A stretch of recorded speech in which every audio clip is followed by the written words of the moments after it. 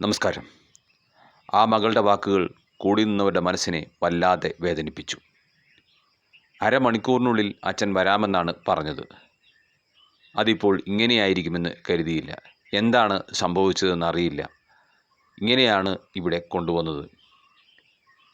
നൊമ്പരം നെഞ്ചിലൊതുക്കി വിങ്ങിപ്പൊട്ടി ആ മകൾ അത് പറയുമ്പോൾ ഒപ്പമുണ്ടായിരുന്ന ജനപ്രതിനിധികളും രാഷ്ട്രീയ പാർട്ടി നേതാക്കളുമെല്ലാം ഒരു നിമിഷം നിശബ്ദരായി. അവളുടെ നൊമ്പരത്തിൽ അവരും പങ്കാളികളായി. നെഞ്ചകം വിങ്ങും ആ வாக்குகள் கேட்காம்.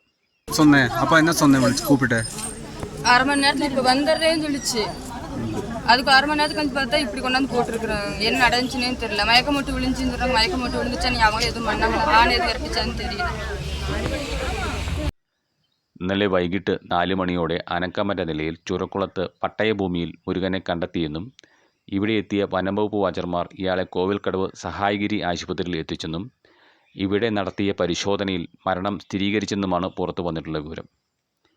മുരുകൻ മരണപ്പെട്ട വിവരം സ്ഥിരീകരിച്ചതോടെ ആശുപത്രിയിലുണ്ടായിരുന്ന ഉറ്റവരും നാട്ടുകാരും മറ്റും രോഷാകുലരായി.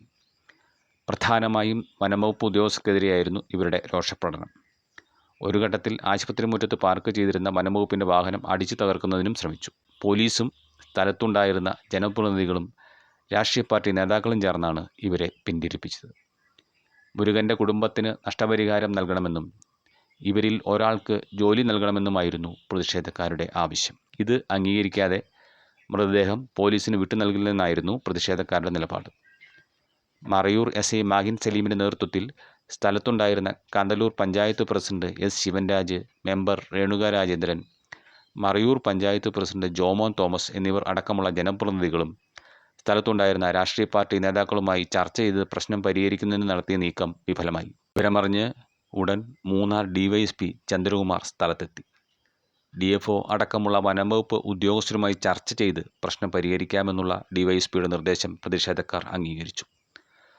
തുടർന്ന് നടന്ന ചർച്ചയിൽ ഇന്ന് രാവിലെ 11-ന് 5 ലക്ഷം രൂപ മുരുകൻ്റെ കുടുംബത്തിന് നൽകാമെന്നും മറ്റുള്ള കാര്യങ്ങൾ ചർച്ചയിലൂടെ പരിഹരിക്കാമെന്നും വനംവകുപ്പ് ഉദ്യോഗസ്ഥർ ഉറപ്പു നൽകി. ചർച്ചയിൽ പഞ്ചായത്ത് പ്രസിഡന്റുമാരായ S Sivanraj, Jomon Thomas, member Renuka Rajendran, block panchayat അംഗം ഉഷ ഹെൻറി, മുൻ MLA അഡ്വക്കേറ്റ് A രാജ തുടങ്ങിയവരടക്കം സ്ഥലത്തുണ്ടായിരുന്ന ജനപ്രതിനിധികളും രാഷ്ട്രീയ പാർട്ടി നേതാക്കളും പങ്കാളികളായി. ഇതോടെ പോലീസ് നടപടികൾക്കായി പ്രതിഷേധക്കാർ മൃതദേഹം വിട്ടു നൽകി. മറയൂർ പോലീസ് മേൽനടപടികൾ സ്വീകരിച്ചു വരുന്നു. മേഖലയിൽ വന്യമൃഗശല്യം വർദ്ധിച്ചിട്ടുണ്ടെന്നും വനംവകുപ്പ് അധികൃതർ ശക്തമായ നടപടികൾ സ്വീകരിച്ചില്ലെങ്കിൽ ഇനിയും മരണങ്ങൾ ആവർത്തിക്കാൻ സാധ്യതയുണ്ടെന്നും നാട്ടുകാർ പറഞ്ഞു. News desk, Marayur vision.